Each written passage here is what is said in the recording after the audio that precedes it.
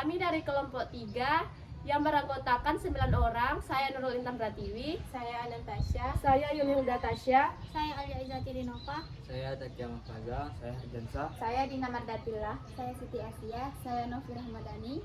Di sini kami akan melakukan wawancara kepada Kepala KUA Kecamatan Rawa Selatan. Berikut wawancara kami.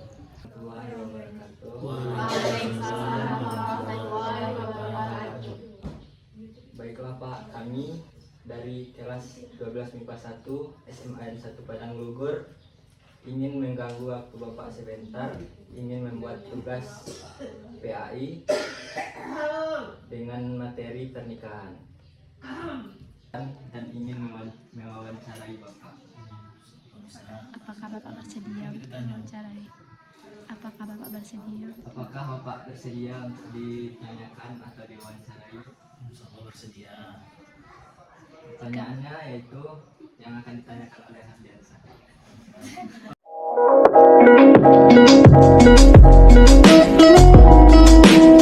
Pertanyaan pertama Pak, itu apakah KUA menerima seorang istri menikah sebelum habis masa iddah istri? Baik Ardiansa, pertanyaannya bagus. Hari seluruh kami dari KUA ini Ardiansa, untuk semuanya setiap apa yang dilakukan itu ada aturan yang mengatur semuanya gitu. Jadi ketika yang pertanyaan Ardiansa tadi, orang yang dalam masa iddah kan itu istilahnya ketika suami istri bercerai itu ada masa iddah, masa tunggu bagi perempuan. Jadi tergantung kondisi dari perempuan itu. Kalau dia dalam keadaan hamil, maka iddahnya sampai dia melahirkan.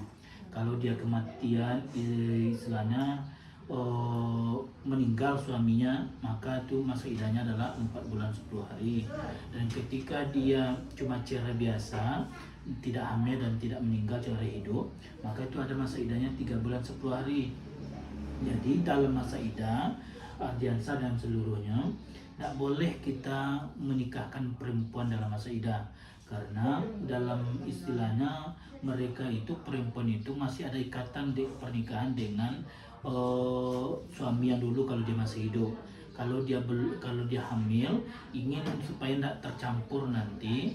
Kalau dia lagi hamil tidak boleh digauli sampai dia melahirkan. Itu sebabnya tidak boleh dinikahkan perempuan-perempuan yang dalam masa iddah. Jadi habiskan masa iddahnya dulu, maka baru bisa dilaksanakan pernikahan seperti biasa gitu. Jadi yang pertanyaan Ardiansa, jawabannya tidak boleh kita menikahkan perempuan-perempuan di dalam masa iddah atau masa tunggu. Nah itu. Nah, ada lagi.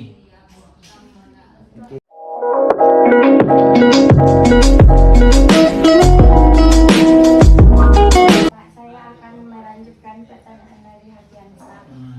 Pertanyaannya, bagaimana KUA dalam menanggapi pernikahan siri yang terjadi di daerah? Baik, nikah siri berarti nikah itu bukan tercatat di KUA kan. Yang namanya siri itu kan tersembunyi. Jadi nikah itu dilaksanakan tanpa sepengetahuan dari pihak KUA. Jadi pelaksanaannya itu dilaksanakan bisa di rumah masing-masing ataupun di tempat mana gitu, siri gitu.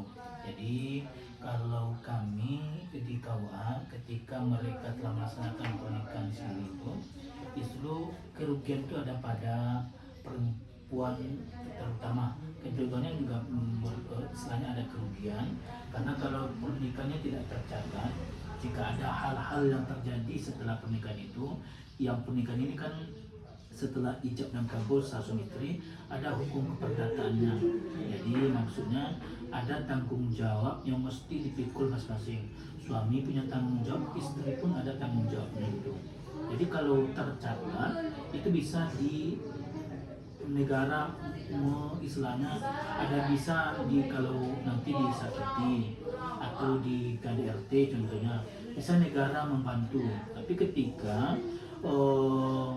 tidak tercatat siri tadi, tidak tercatat di KUA nikahnya di bawah tangan, itu kerugian. Tidak bisa nanti kita mengadu nanti kepada pihak yang berwajib contoh atau yang bisa menangani lah. Tapi bukti kita menikah kan tidak ada. Nah, jadi itu kerugian-kerugiannya.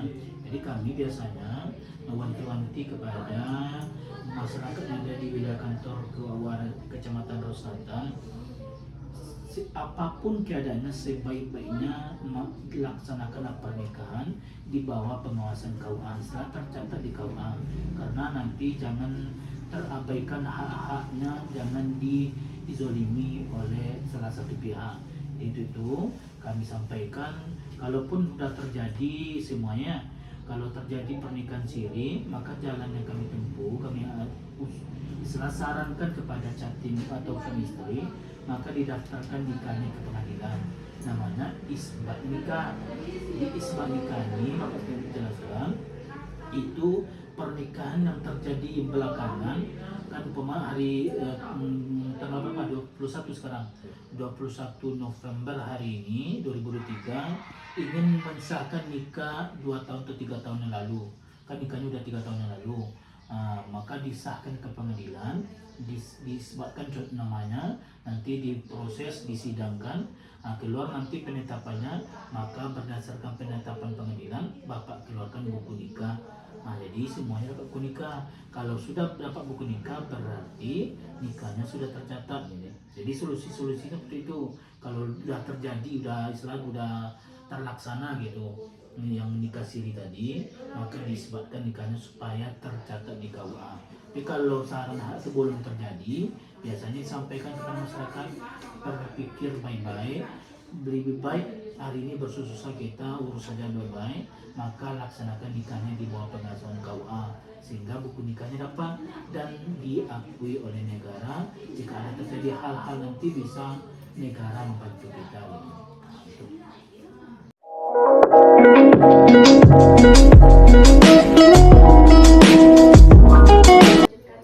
Pertanyaan dari Bunda, Pak. Pertanyaannya yaitu, jika salah satu pihak ingin mengajukan gugatan cerai, tetapi salah satu pihak lain tidak setuju, apakah perceraian itu dianggap sah, Pak? Baik, pertanyaan berikutnya tentang perceraiannya. Yang namanya perceraian berarti istilahnya ingin memutus sebuah ikatan yang jauh tadi kita ikat namanya dengan pernikahan. Jadi pernikahan terjadi, namun dalam perjalanan nanti tidak sesuai lagi atau ingin memutuskan, itu namanya perceraian.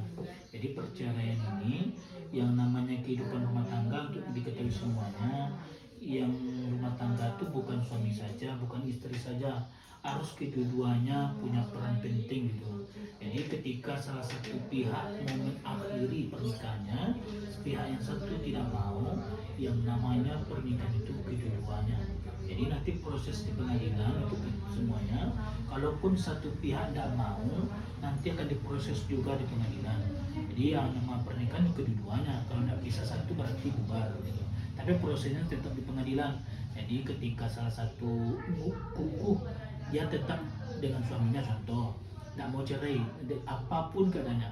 Tapi kalau suaminya kokoh ingin mau mengakhiri pernikahannya, maka pernikahan itu tetap akan terjadi perceraian gitu. Jadi yang namanya pernikahan itu mesti kedua-duanya, suami mau, istri pun mau. Tapi kalau salah satu tidak mau, maka itu yang jadi perceraian, bubar pernikahannya. Jadi konsepnya itu mesti, kalaupun tidak mau kita hari ini kuku sama istri, kalau di bawah pengadilan akan tetap diproses, dan akhirnya juga kalau memang salah satu tetap mau mencerai, tetap akan bercerai juga gitu. Jadi kedua-duanya harus mempertahankan kedua-duanya. Salah satu tidak mau, maka bubar semuanya gitu. Terima kasih, Pak.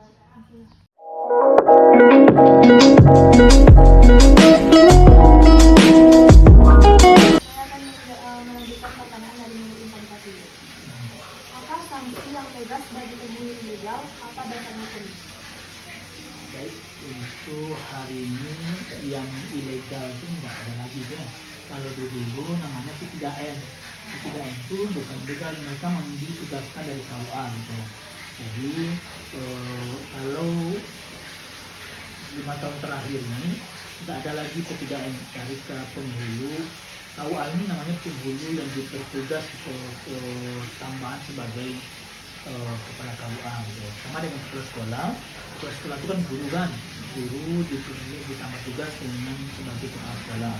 Dibandingkan penghulu, jadi yang penghulu kalau sudah dia di KUA berarti itu sudah di-SK-kan gitu, tidak ilegal lagi. Jadi biasanya kalau yang di KUA biasanya tidak ada yang istilahnya, kalaupun yang kamu membuat melenceng dari aturan, kalau apa tidak ada gitu. Tapi kalau selama ini ada namanya P3N, itu yang biasanya terjadi. Mereka itu kadang ya namanya kejadian di lapangan kan, kadang ada diantar ke sini. Mau contoh pernikahan di Lansekodok, jadi terjadi pernikahan dipegangnya sampai tidak dibawa ke sini, itu tidak tercatat gitu. Jadi orang udah minta buku nikah, jadi tidak tercatat nikahnya, padahal sudah dihadiri oleh P3N. Jadi untuk itu hari ini ada itu lagi. Sekarang penghulu langsung, kepala KUA langsung yang menghadiri nikah. Insya Allah setelah menikah itu dapat buku nikah tercatat semuanya. Jadi ada ilegal lagi gitu.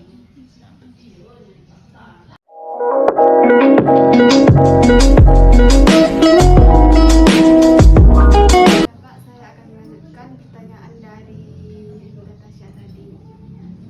Di mana pertanyaannya yaitu, jika seorang sepasang kekasih sudah melakukan lamaran dan salah satu pihak sudah mempersiapkan biaya gedung, makanan, dan lain-lain, tetapi dibatalkan oleh salah satu pihak, maka apakah pihak yang mengeluarkan biaya tersebut dapat mengajukannya ke pengadilan? Kalau itu untuk diketahui itu kan istilahnya KUA, dia kan istilahnya dia cuma memegang persoalan mau pelaksanaan pernikahan. Kalau persoalan gitu maka itu di luar istilahnya bukan jangkauan kami gitu, bukan istilahnya tidak sampai situ pengawasan KUA terhadap pelaksanaan dari pernikahan tersebut. Cuma istilah itu kan udah resepsinya gitu, istilah udah bukan nikahnya lagi gitu. Kalau KUA itu memang yang dilaksanakan itu cuma pelaksanaan pernikahan. Kalau yang gedung tempat itu masing-masing individu. Mungkin kalau maupun mau Islam menuntut itu mungkin ke kantor polisi atau ke yang pihak berwajib lah gitu. Kalau KUA tidak sampai situ karena tugasnya bukan mengawasi sampai makan orang atau gedung, enggak gitu. Cuma pelaksanaannya dilaksanakan pernikahan sesuai aturan yang berlaku, persyaratan lengkap, maka dilaksanakan nikah. Tapi kalau untuk hal-hal seperti itu KUA tidak sampai situ pengawasan gitu. Ya, sama.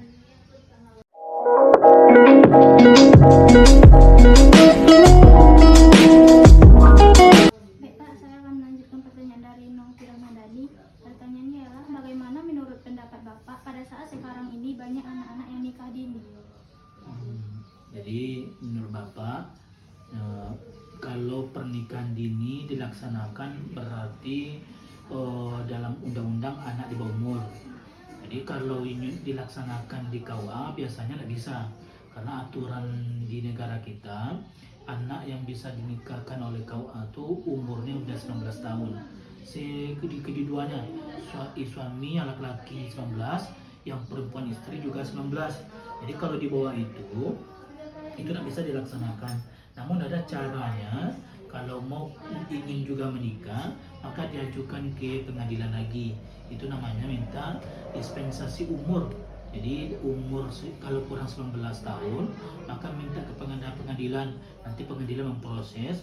Kalau menurut pandangan hakim nanti memang tidak bisa dipisahkan orang ini berdua lagi, maka dikasih izin, dikasih surat untuk melaksanakan pernikahan. Namun prosesnya panjang, di dinas sosial juga, jadi akan istilahnya diberikan istilahnya disampaikan lah gitu, yang ini berbuat ini rasanya akan merugikan gitu, karena masih kecil. Jadi istilahnya edukasi diberikan kepada kedua catin tadi, anak-anak tadi yang belum sampai 19 tahun, yang lebih baik cukupkan dulu umur, sekolah baik-baik, nanti sampai umur baru kita laksanakan nikah. Tapi kalau memang tidak mau dipisahkan lagi, itu ada kejadian-kejadian bisa dilaksanakan nikahnya, namun atas nama penetapan dari pengadilan dispensasi nikah namanya. Jadi diminta permohonannya supaya diizinkan nikah di bawah umur 19 tahun gitu. Jadi boleh nikah tapi ke pengadilan lagi. Tapi kalau secara undang-undang, kalau tidak pakai pengadilan, tidak bisa kita laksanakan nikahnya karena anak itu di bawah umur, nanti melanggar undang-undang nanti.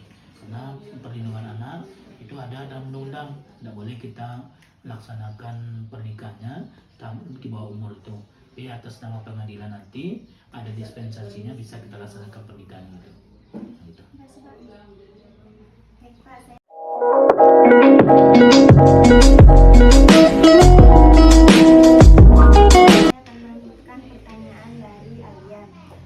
Apakah peran KUA dalam menanggulangi pernikahan dini? Peran KUA dalam persoalan pernikahan dini, biasanya kami KUA ini kan istilahnya pegawainya kan ada penyuluh agama juga.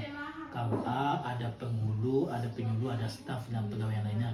Jadi untuk sosialisasi biasanya ada penyuluh agama.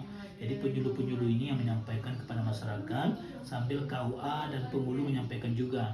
Jadi disampaikan di pertemuan-pertemuan penyuluh itu kan ada desa binaannya, tempat binaannya itu disampaikan di forum-forum itu. Jadi disampaikan kalau dilaksanakan pernikahan dini itu merugikan perempuan dan laki-laki juga gitu. Jadi sampaikan seperti itu gitu. Dan pertemuan-pertemuan baik di lintas sektoral dengan camat, PKB, kesehatan juga disampaikan kepada masyarakat yang hadir untuk mematangkan dulu persiapan anak-anak ini kalau mau menikah. Jadi itu istilahnya kalau langkah-langkah kami biasanya sudah cukup banyak, mulai dari lintas sektoral dengan penyuluh agama di masyarakat di kampung disampaikan bagaimana baiknya untuk persoalan pernikahan ini.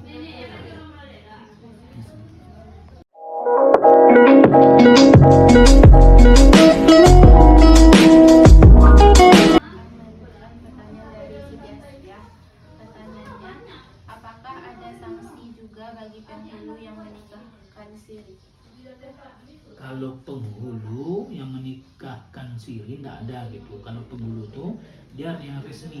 Tapi kalau dia ketahuan itu mesti ada sanksi, ada sanksinya. Kalau ada penghulu di suatu kecamatan melaksanakan pernikahan siri, maka ada atasannya nanti yang akan memberikan sanksi. Jadi kami ini KUA, atasnya ada di Kabupaten di Lubuk Kaping, itu ada Kasibimas namanya, Kepala Seksi Bimbingan Masyarakat Islam, yang di atas itu ada lagi Kemenang. Jadi bertahap, setiap apa yang kita lakukan di pegawaian ini salah, kita nanti ada teguran dari atas gitu. Jadi setiap perilaku kita penghulu terkhusus kalau berbuat salah melanggar aturan maka ada sanksi-sanksi yang kita berikan gitu. Tapi selama ini kalau untuk siri biasanya tidak pernah KUA atau penghulu, biasanya dilaksanakan di kampung-kampung oleh orang alim, cuma ustaz-ustaz di kampung gitu. Yang namanya kan imam khatib gitu, itu yang melaksanakan. Tapi kalau yang nama KUA penghulu tidak pernah laksanakan itu. Mungkin cukup sekian pertanyaan dari kami. Mohon maaf sebesar-besarnya telah mengganggu waktu Bapak, dan terima kasih sebanyak-banyaknya telah menjawab pertanyaan-pertanyaan dari kami. Ya, sama-sama.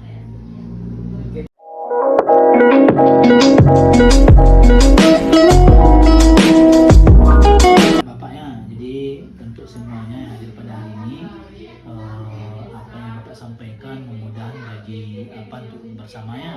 Jadi belajar dengan baik ya. Kalau untuk nikah ini matangkan umurnya dulu sekali lagi, karena masa depan itu kita yang menentukannya. Jadi hari ini jangan diharap apapun dari keluarga, namun dari diri kita ya. Jadi belajar dengan baik, mudah-mudahan kalau udah berikhtiar kita yang baik, doa kita juga baik, insya Allah masa depan kita baik nanti ya. Jadi jangan pikir-pikir nikah dulu lah, matangkan diri dulu baru nikah ya. Ya siap kan Ardiansa? Jangan sudah nikah, kok nikah belum sampai umurnya berapa umur Ardiansa? 17. 2 tahun lagi ya. Ya. Terima kasih lah. Terima kasih banyak Pak. Ya, sama-sama. Sekian hasil wawancara kami, semoga bermanfaat. Assalamualaikum warahmatullahi wabarakatuh.